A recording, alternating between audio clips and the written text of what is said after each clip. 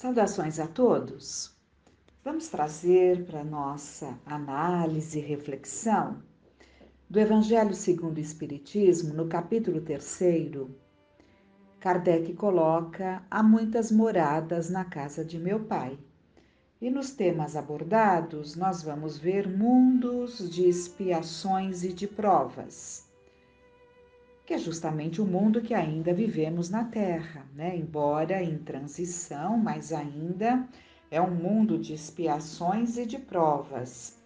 E essa dissertação, né, veio de Santo Agostinho, em Paris, 1862. E ele coloca: que vos direi que já não conheçais dos mundos de expiações, pois que basta considerar a terra que habitais? A superioridade da inteligência num grande número de seus habitantes indica que ela não é um mundo primitivo, destinado à encarnação de espíritos ainda mal saídos das mãos do Criador. Suas qualidades inatas são a prova de que já viveram e realizaram certo progresso, mas também os numerosos vícios a que se inclinam são indício de uma grande imperfeição moral.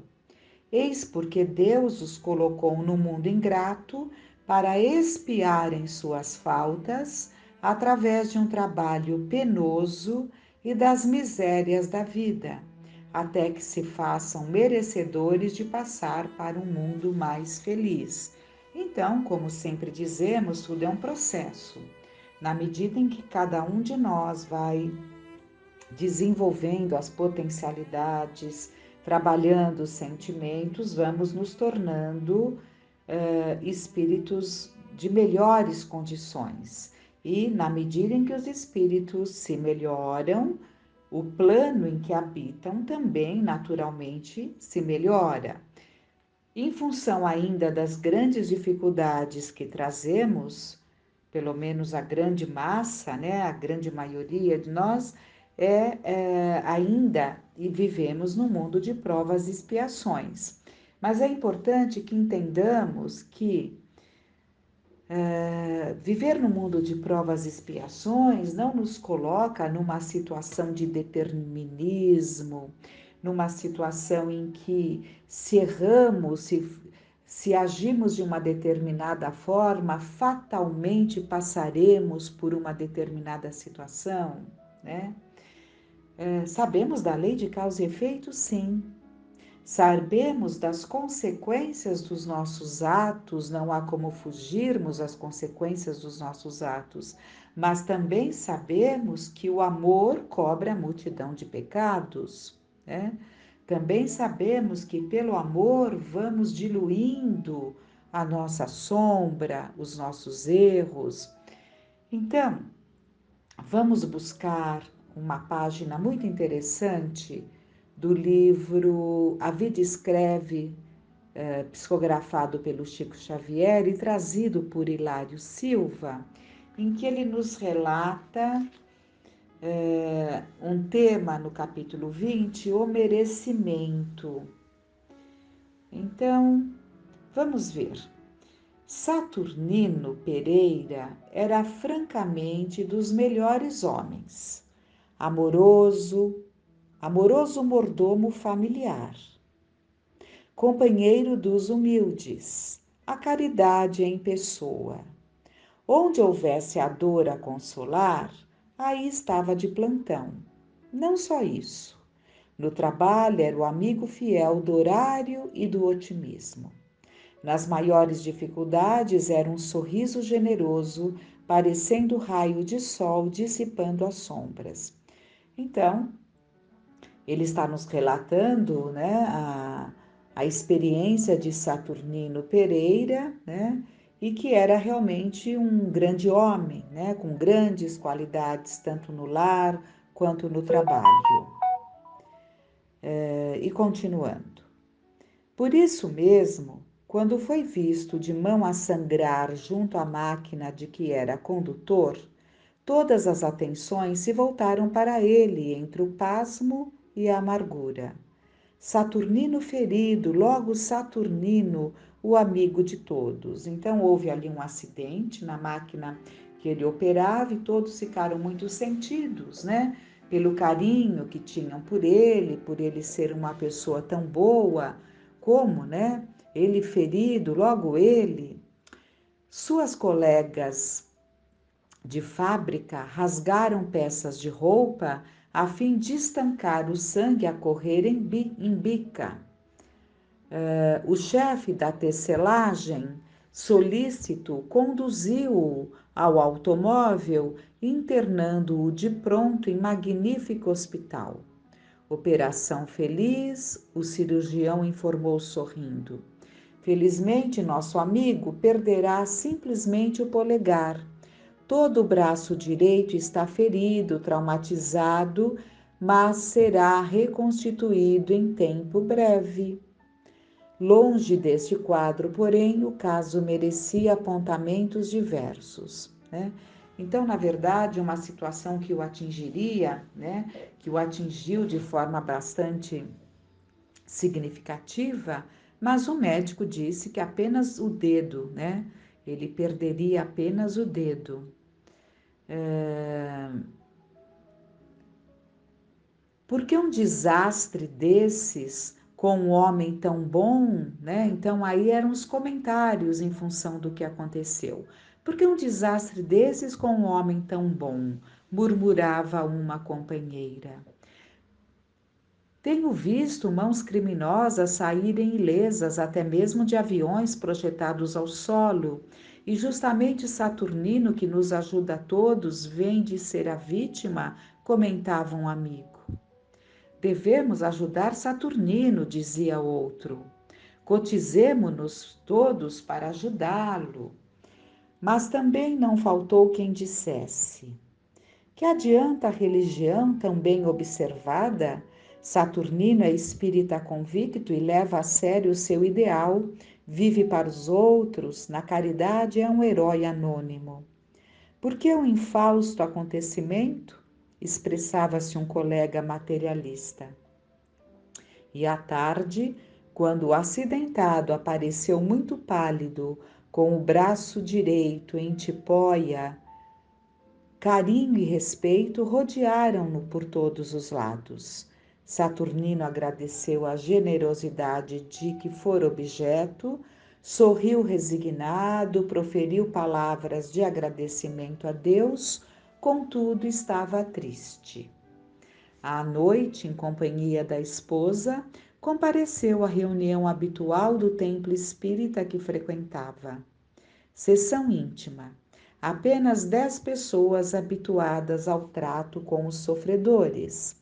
Consagrado ao serviço da prece, o operário em sua cadeira humilde esperava o encerramento quando Macário, o orientador espiritual das tarefas, após traçar diretrizes, dirigiu-se a ele bondoso. Então, ele participava nesta noite de uma sessão pequena de 10 pessoas, né? Que estavam ali habituadas ao trato com os sofredores, nas sessões de esclarecimento, no intercâmbio com o plano espiritual, em que sofredores se manifestam, e no final o orientador, tendo a palavra ali, dirige-se a. O espírito orientador se dirige ao Saturnino e diz, através de um médium, evidentemente: Saturnino, meu filho, não se creia desamparado, nem se entregue à tristeza inútil. O pai não deseja o sofrimento dos filhos. Todas as dores decretadas pela justiça divina são aliviadas pela divina misericórdia, toda vez que nos apresentamos em condições para o desagravo. Você hoje demonstra indiscutível abatimento, entretanto, não tem motivo. Quando você se preparava ao mergulho no berço terrestre, programou a excursão presente, excursão de trabalho, de reajuste, Acontece, porém, que formulou uma sentença contra você mesmo. Fez uma pausa e prosseguiu. Então, antes de prosseguirmos na fala do espírito, vamos comentar que ele está sendo alertado, né, que o abatimento que ele estava demonstrando não se justificava, não tinha motivo, porque ele, antes de encarnar, né, antes de mergulhar no berço terrestre, ele programou, né, juntamente, evidentemente, com os espíritos orientadores, ele programou, né, essa excursão, digamos assim, essa encarnação presente na carne, tendo como objetivo o trabalho de reajuste. Porque é assim que se dá, quando o espírito reconhece a sua necessidade de reajustar-se diante das leis divinas, ele pede determinadas provações. Então vamos ver o que o espírito continuou dizendo. Há 80 anos era você poderoso sitiante no litoral brasileiro. E certo dia, porque pobre empregado enfermo não lhe pudesse obedecer às determinações, você, com as próprias mãos, obrigou a triturar o braço direito no engenho rústico. Por muito tempo, no plano espiritual, você andou perturbado, contemplando mentalmente o caldo de cana, enrubescido pelo sangue da vítima, cujos gritos lhe ecoavam no coração. Por muito tempo, muito tempo. Então, aqui ele está recordando a Saturnino, que há 80 anos atrás ele havia ali pelo destempero, né, emocional, com os próprios braços, com as próprias mãos, né, obrigou a triturar o braço direito no engenho rústico, né, ali naquele trabalho, né, de fazenda, algo assim, né? Então, com as próprias mãos, obrigou a triturar o braço direito no engenho rústico, naquele moedor de cana, né? E continuou. E você implorou existência humilde em que viesse a perder no trabalho o braço mais útil.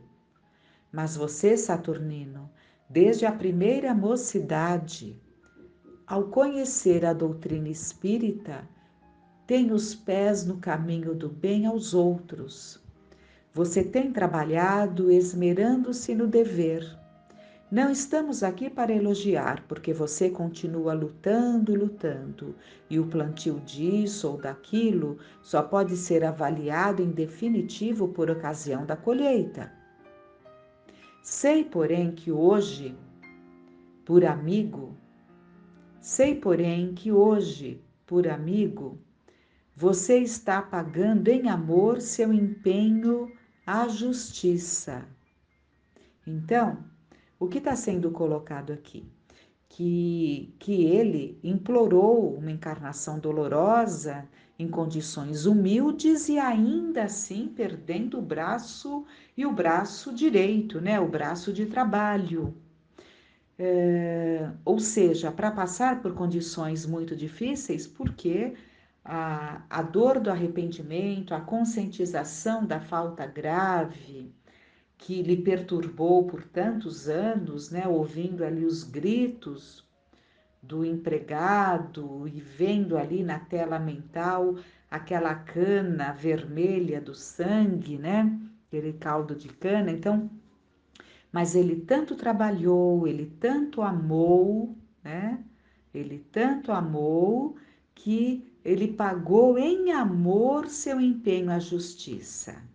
De cabeça baixa, Saturnino derramava grossas lágrimas, lágrimas de conforto, de apaziguamento e alegria.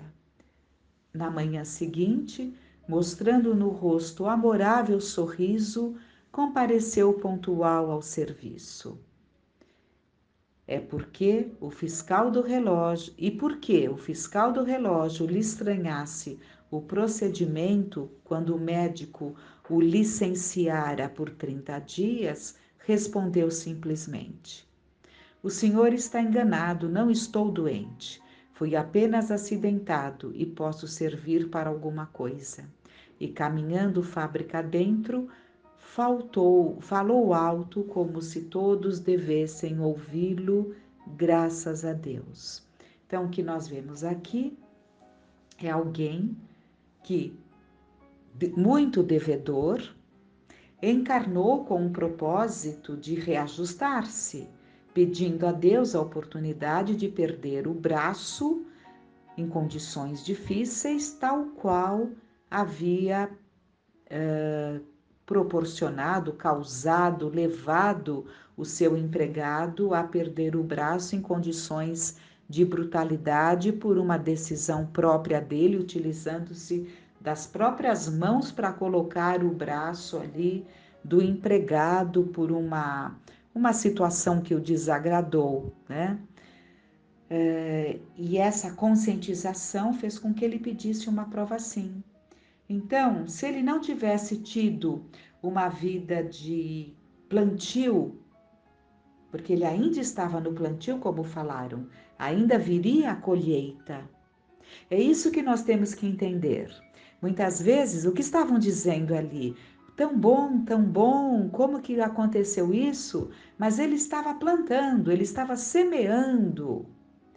A colheita viria depois, né? Ele ainda estava semeando, como foi dito, né? Então, ele ainda estava sujeito a passar por essas situações, mas essas situações foram aliviadas, né? Por ele estar tendo uma encarnação muito produtiva, dedicada ao amor, à atenção, ao carinho por todos, tanto dentro do lar, como falaram que ele era um mordomo amoroso dentro do lar. E quem é o mordomo? É aquele que cuida de tudo, não é? O mordomo não está atento a tudo.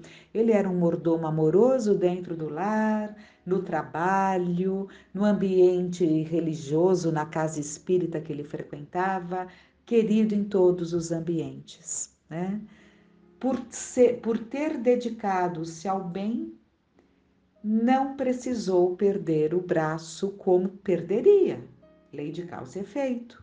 Ele atenuou a sua prova. Então é isso que nós temos que compreender e é isso que a nossa doutrina nos traz. E é muito importante que todos que estudem a doutrina se atentem a isso. Porque não existe um determinismo. O que existe é uma lei de causa e efeito.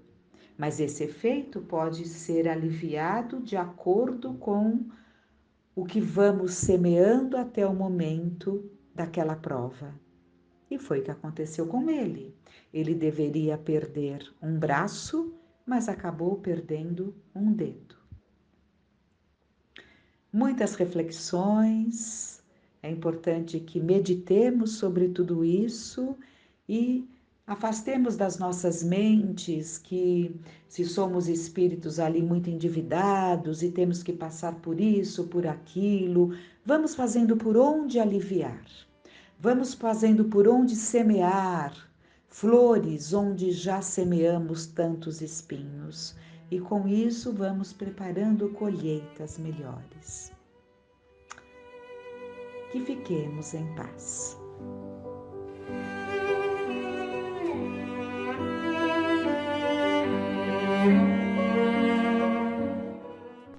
Olá pessoal, tudo bem? Vamos continuar o estudo do nosso livro Os Prazeres da Alma. Nosso tema de hoje é naturalidade, 2 partes. Todos nós somos águas da mesma fonte, mas corremos momentaneamente em leitos diferentes. Infelizmente, a maioria de nós porta-se como um barco desgovernado à mercê dos vendavais e dos rochedos, por não ter a âncora necessária quando os ventos sopram e as ondas se avolumam. Não acreditamos estar nas mãos de Deus. Sentimos-nos isolados, fora do contexto universal. Não acreditamos que cada coisa permanece em seu devido lugar e que tudo tem um fim providencial. Não possuímos uma visão detalhada da sequência do desenvolvimento da vida sobre a Terra. Vemos o mundo desconectado do todo, porque nossa percepção interior está desmembrada da inteligência cósmica. No universo não há nada que esteja desvinculado da sabedoria das leis divinas ou naturais. Tudo o que existe está de acordo com a ordem celestial, e cada um de nós faz parte de um plano específico de Deus. Em tudo, existe uma relação de coerência, uma conexão ou união. São texturas de uma única rede universal. Os fios dessa rede astral são tecidos e revigorados pela energia divina que está em nós e em todos os lugares. Somos ainda impotentes para perceber todas as linhas invisíveis que tecem a nossa existência. A ilusão de que vivemos separados afasta-nos da cosmovisão e nos transforma nos principais adversários da vitalidade do planeta. A separação e a fragmentação de tudo e de todos são crenças distorcidas que se disseminaram como verdades no seio da humanidade. Todos somos filhos da alma do universo. Fazemos parte de um maravilhoso entrelaçamento divino. Tudo é transição na natureza, pelo fato mesmo de que nada é semelhante e que, todavia, tudo se liga. As plantas não pensam e, por conseguinte, não têm vontade. A ostra que se abre e todos os zoófitos não pensam, não têm senão um instinto cego e natural. Essa foi uma resposta da questão 589 do Livro dos Espíritos, o livro 2º, capítulo 11, Os Três Reinos, no item 1, os minerais e as plantas. Eu vou ler tudo. Certas plantas, como a sensitiva e a dioneia, por exemplo, têm movimentos que acusam uma grande sensibilidade e, em alguns casos, uma espécie de vontade, como a última, cujos lóbulos apanham a mosca que vem pousar sobre ela para sugar-lhe o suco, e a qual ela parece haver preparado uma armadilha para matar. Essas plantas são dotadas da faculdade de pensar? Têm uma vontade e formam uma classe intermediária entre a natureza vegetal e animal? Constituem uma transição de uma para a outra? E aí é onde entrou essa resposta. Tudo é transição na natureza, pelo fato mesmo de que nada é semelhante e, no entanto, tudo se liga. As plantas não pensam e, por conseguinte, não têm vontade.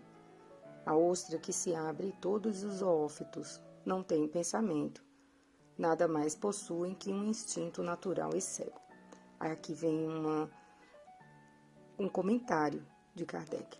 O organismo humano nos fornece exemplos de movimentos analógicos sem a participação da vontade, como as funções digestivas e circulatórias. O piloro se fecha ao contato de certos corpos para negar-lhe a passagem.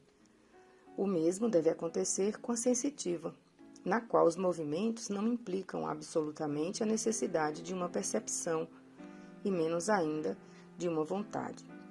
Lembrando que o piloro é entre o esôfago e o estômago. Agora observemos a expressão acima, tudo se liga. Ela nos dá exatamente a ideia do uno, que se revela, o ser nos seres, o invisível no visível, o Criador nas criaturas. Ninguém hoje ignora que o homem é um mamífero, nem que possui um parentesco milenar com a denominada criação animal. Até um século atrás, seria uma imperdoável heresia incluir os seres humanos na teoria da evolução das espécies. As semelhanças entre o homem e outros mamíferos tornam-se cada vez mais evidentes à medida que a ciência os estuda e os compara com diferentes espécies. A maioria dos intelectuais reconhece hoje que somos o resultado de uma secular cadeia evolutiva que também deu origem aos demais seres vivos, animais e vegetais. Se bem que, na atualidade, muitas pessoas ainda creiam que a Terra foi criada em 6 dias e que toda a flora e toda a fauna foram feitas por Deus em benefício físico, entretenimento e deleite espiritual da espécie humana. No mar, podemos reconhecer a imensa pirâmide da vida, o fio místico ou o elemento misterioso que nos envolve amorosamente com tudo. Não estamos sozinhos. Debaixo da agitada e constante movimentação do oceano, reina em suas profundezas uma serena tranquilidade. É possível dirigir-nos para lá, de forma silenciosa, usando nossa vontade e nosso pensamento, a fim de restabelecermos nosso elo perdido ou buscarmos a nossa tão almejada paz interior. Por meio desse constante exercício de reflexão ou meditação, abandonamos a turbulenta superfície do mundo exterior e reencontramos a ligação com a natureza. Os escritos místicos de todas as eras sempre nos alertaram de que a humanidade fracassaria se não compreendesse essa realidade. Somos unos, somos todos irmãos. Todos nós somos águas da mesma fonte, mas corremos momentaneamente em leitos diferentes. De todas as criaturas da natureza, o ser humano é o único que se questiona ininterruptamente sobre a própria identidade. De fato, pertence à humanidade, gerada há milênios na noite dos tempos, a destinação de reconhecer a si mesma, emergindo gradativamente da inconsciência em que se encontra para a elaboração da própria consciência. Dessa forma, o grandioso destino do homem é desvendar pouco a pouco a perfeição dos ciclos naturais dos quais ele faz parte, desenvolvendo seus dons intransferíveis e tornando-se cada vez mais consciente de que não está desligado da destinação de seus semelhantes. Todas as existências são interligadas, tendo como desígnio o progresso e o bem de todos nós. E a minha frase dessa parte seria: por meio desse constante exercício de reflexão ou meditação, abandonamos a turbulenta superfície do mundo exterior e reencontramos a ligação com a natureza. Segunda parte.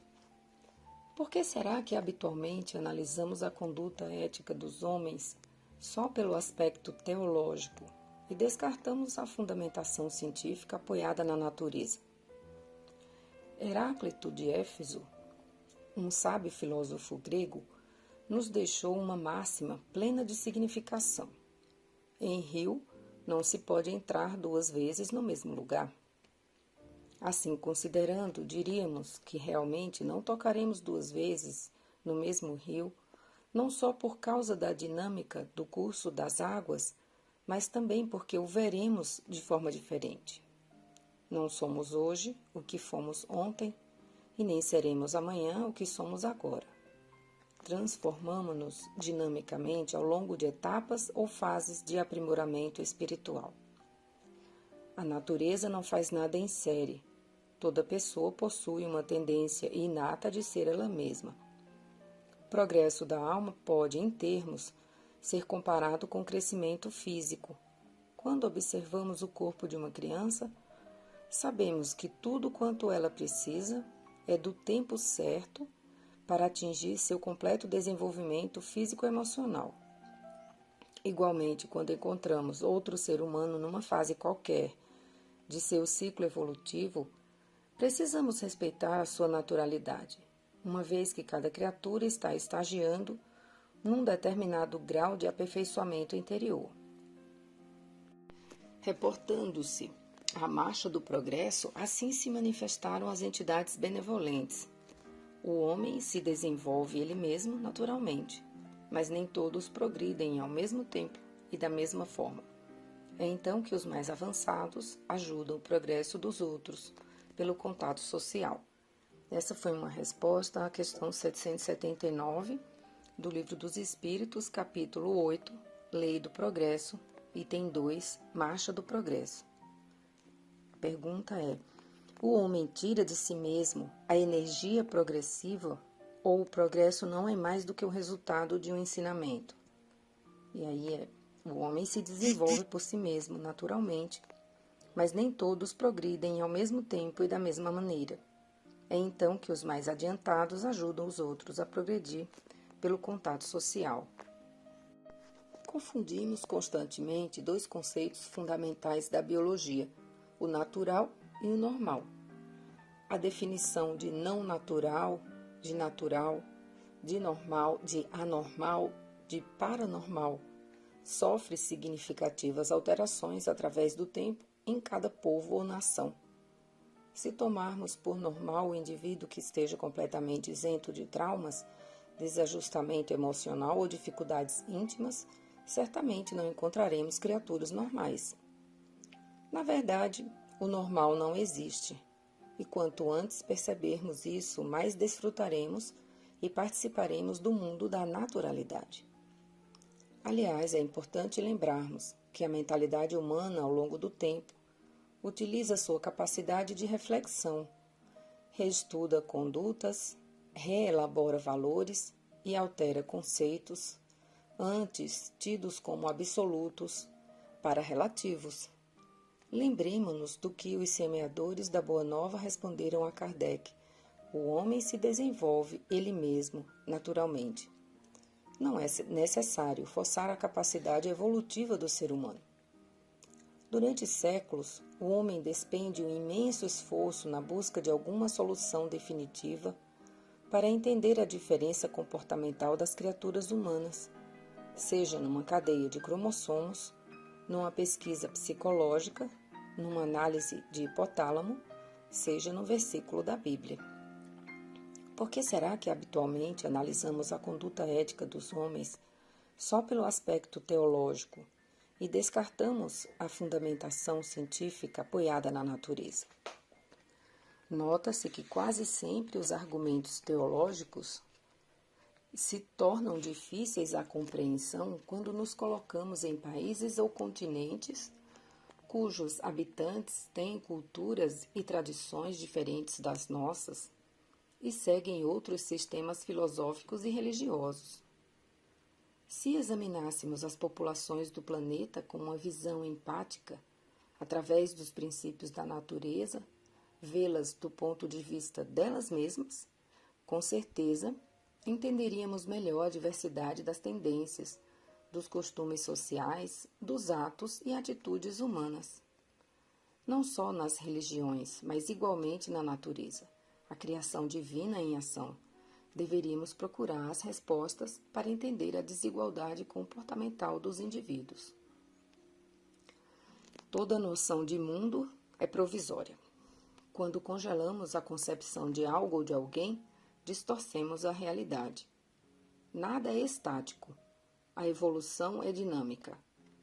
O mundo atual busca uniformizar as pessoas sem perceber que a própria natureza é contra a padronização, pois ela mesma procura preservar a harmonia da criação, mantendo as diversidades entre os seres vivos. Somos também natureza. Todos temos características particulares. Embora existam em nós inúmeras habilidades comuns, a peculiaridade é um selo divino impresso na alma imortal. Querer ser igual a todos é uma forma muito estranha e contraditória de viver. Não podemos traduzir o interno pelo que vemos no externo. Trazemos na intimidade uma singularidade só nossa. Todos somos diferentes e o sucesso de uma vida plena é nos expressarmos diante do mundo usando essa originalidade. A inteligência cósmica nos dotou desde a criação de dons e talentos necessários para darmos ao universo a nossa cota de participação. A maior tarefa que nos cabe na Terra é aceitarmos naturalmente a atual condição evolutiva e nos realizarmos manifestando a nossa verdadeira individualidade de filhos de Deus em processo de crescimento, designados a cumprir os planos divinos que Ele arquitetou para cada um de nós. E dessa parte a minha frase é: a peculiaridade é um selo divino impresso na alma imortal. Vou aproveitar ainda desse capítulo 8 do Livro dos Espíritos, a Lei do Progresso, No item 3, povos degenerados, tem uma questão que serve para a gente fechar esse assunto. É a questão 789. O progresso reunirá um dia todos os povos da terra numa só nação? Não em uma só nação, o que é impossível, pois da diversidade dos climas nascem costumes e necessidades diferentes que constituem as nacionalidades. Assim, serão sempre necessárias leis apropriadas a esses costumes e a essas necessidades. Mas a caridade não conhece latitudes e não faz distinção dos homens pela cor. Quando a lei de Deus constituir por toda parte a base da lei humana, os povos praticarão a caridade de um para o outro, como os indivíduos de homem para homem, vivendo felizes e em paz, porque ninguém tentará fazer o mal ao vizinho ou viver às suas expensas. A humanidade progride através dos indivíduos que se melhoram pouco a pouco e se esclarecem.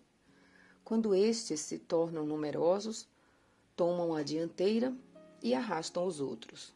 De tempos em tempos surgem os homens de gênio que lhes dão um impulso e depois homens investidos de autoridade, instrumentos de Deus, que em alguns anos a fazem avançar de muitos séculos. O progresso dos povos faz ainda ressaltar a justiça da reencarnação. Os homens de bem fazem louváveis esforços para ajudar uma nação a avançar moral e intelectualmente. A nação transformada será mais feliz neste mundo e no outro, compreende-se. Mas durante a sua marcha lenta através dos séculos, milhares de indivíduos morrem diariamente. E qual seria a sorte de todos esses que sucumbem durante o trajeto? Sua inferioridade relativa os priva da felicidade reservada aos que chegam por último? Ou também a sua felicidade relativa? A justiça divina não poderia consagrar semelhante injustiça. Pela pluralidade das existências, o direito à felicidade é sempre o mesmo para todos, porque ninguém é deserdado pelo progresso. Os que vivem no tempo da barbárie, podendo voltar no tempo da civilização, no mesmo povo ou em outro, é claro que todos se beneficiam da marcha ascendente. Mas o sistema da unicidade da existência apresenta, nesse caso, outra dificuldade. Com esse sistema, a alma é criada no momento do nascimento, de maneira que se um homem é o mais adiantado que outro, é porque Deus criou para ele uma alma mais adiantada. Por que esse favor? Que mérito tem ele, que não viveu mais do que o outro? Menos, muitas vezes, para ser dotado de uma alma superior. Mas essa não é a principal dificuldade. Uma nação passa em 1000 anos da barbárie à civilização. Se os homens vivessem 1000 anos, poderia conceber-se que nesse intervalo tivessem tempo de progredir. Mas diariamente morrem criaturas em todas as idades, renovando-se sem cessar, de maneira que dia a dia as vemos aparecerem e desaparecerem. No fim de um milênio não há mais traços dos antigos habitantes. A nação de bárbara que era tornou-se civilizada. Mas quem foi que progrediu? Os indivíduos outrora bárbaros. Esses já estão mortos há muito tempo. Os que chegaram por último? Mas se a sua alma foi criada no momento do nascimento, essas almas não existiriam no tempo da barbárie. E é necessário admitir, então, que os esforços desenvolvidos para civilizar um povo têm o poder não de melhorar as almas imperfeitas, mas de fazer Deus criar outras almas mais perfeitas. Vamos ficar por aqui. Uma boa semana a todos.